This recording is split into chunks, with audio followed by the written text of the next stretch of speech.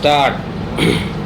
बंधूंनो, माझ्यापूर्वी या ठिकाणी वैद्यकीय व्यवसायातील अनेक अनुभवी व नामवंत लोकांची मार्गदर्शनपर भाषणे झालेली आहेत. त्यांच्या भाषणातून त्यांनी स्वतःचे जे अनुभव अतिशय स्पष्टपणे सांगितले आहेत ते आपणा सर्वांना भावी आयुष्यात बहुमोलाचे ठरतील यात शंका नाही.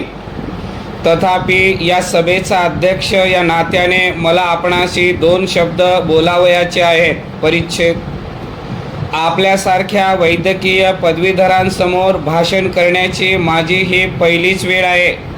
साधारणतः कुठेही अध्यक्ष म्हणून जबाबदारी स्वीकारताना त्या सभेच्या विषयाशी माझा काही संबंध असेल किंवा त्या सभेच्या विषयाचे मला काही ज्ञान असेल, अगर त्याबद्दल काही माहिती असेल तरच मी ती जबाबदारी स्वीकारतो. उद्देश एकच असतो की माझ्या अशा सभेतील उपस्थितीमुळे संबंधित जनतेला काही मदत होऊ शकते व काही मार्गदर्शन मी त्यांना करू शकतो. मी व्यवसायाने कारखानदार व जातीने मागासवर्गीय आहे. त्यामुळे कारखान्याच्या अगर उद्योगधंद्यांच्या उद्घाटन समारंभ, मजूर संघटनांच्या सभा, दलित बांधवांचे मेळावे आणि त्यांचे विविध कार्यक्रम अशाच कार्यक्रमात मी भाग घेत असतो. माझ्या सामाजिक जीवनाचे क्षेत्र एवढेच मर्यादित असताना मी आपल्या या चर्चासत्राच्या समारोपाचे निमंत्रण का स्वीकारले असाही प्रश्न त्यामुळे निर्माण होऊ शकेल. तसा वैद्यकीय व्यवसायाशी माझा काहीही संबंध नाही हे खरे आहे, पण वैद्यकीय व्यवसाय हा व्यवसायच अशा आहे की प्रत्येकाचा या व्यवसायाशी डॉक्टर म्हणून नाहीतर रुग्ण म्हणून आयुष्यात वारंवार संबंध येतोच आणि त्यातूनच प्रत्येकाला या व्यवसायासंबंधी काही बरे वाईट अनुभव येत असतात. त्यामुळे साहजिकच या व्यवसायासंबंधी त्यांच्या काही किमान अपेक्षा निर्माण होत असतात. याच एका मुद्द्यावर मी आपणाशी थोडे बोलणार आहे व सर्वसामान्यांच्या भावना बोलून दाखविणार आहे.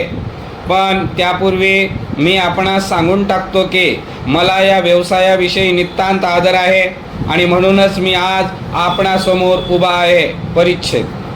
आपणाकडे येणाऱ्या अत्यंत गरीब आणि मोलमजुरी करून जीवन जगणाऱ्या रुग्णांवर फक्त तत्परतेने औषध उपचारच करून आपण थांबू नये, तर त्यांच्याशी आपुलकीने बोलावे, त्यांच्या आजाराबाबत जिव्हाळ्याने चौकशी करावी ही सामान्य जनतेची आपणाकडून किमान अपेक्षा आहे. डॉक्टरांच्या थोड्याशा आपुलकीच्या वागणुकीने रुग्णांचा अर्धा आजार बरा होतो असे म्हणतात. केवढा जनतेचा आपल्यावरील हा विश्वास, या विश्वासाला साजेशाच वागणुकीची आपणाकडून अपेक्षा.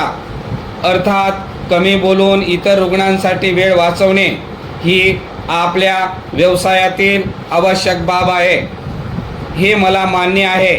या बाबतीत मला एवढेच म्हणावयाचे आहे की जेव्हा वेळ वाचवावयाचा की रुग्ण वाचवावयाचा असा प्रश्न निर्माण होईल तेव्हा आपण रुग्णालाच प्राधान्य द्यावे आणि ते आपण द्याल अशी माझी खात्री आहे, नव्हे विश्वास आहे.